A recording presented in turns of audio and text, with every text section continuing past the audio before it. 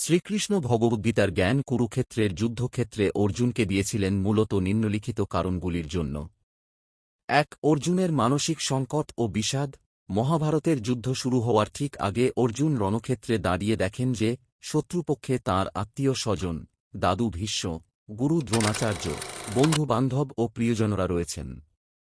এতে তিনি গভীর দুঃখে আচ্ছন্ন হয়ে পড়েন, যুদ্ধ করতে অনিচ্ছুক হন এবং ধনুক ফেলে দিয়ে বলেন যে আত্মীয়হত্যার পাপে রাজ্যভোগের চেয়ে ভিক্ষাবৃত্তি ভাল।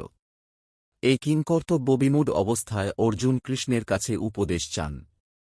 কৃষ্ণ তখনই গীতার মাধ্যমে তাঁকে কর্তব্য, আত্মার অমরত্ব, নিষ্কাম কর্মযোগ, ভক্তিযোগ ইত্যাদি শিক্ষা দেন, যাতে অর্জুনের সংশয় দূর হয় এবং তিনি যুদ্ধে প্রবৃত্ত হন। ২. ধর্মের প্রতিষ্ঠা ও অধর্মের বিনাশ। কুরুক্ষেত্রকে ধর্মক্ষেত্র বলা হয়।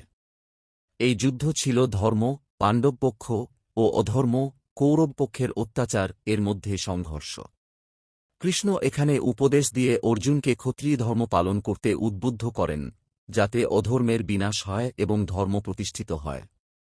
৩. প্রতীকী ও দার্শনিক গভীরতা।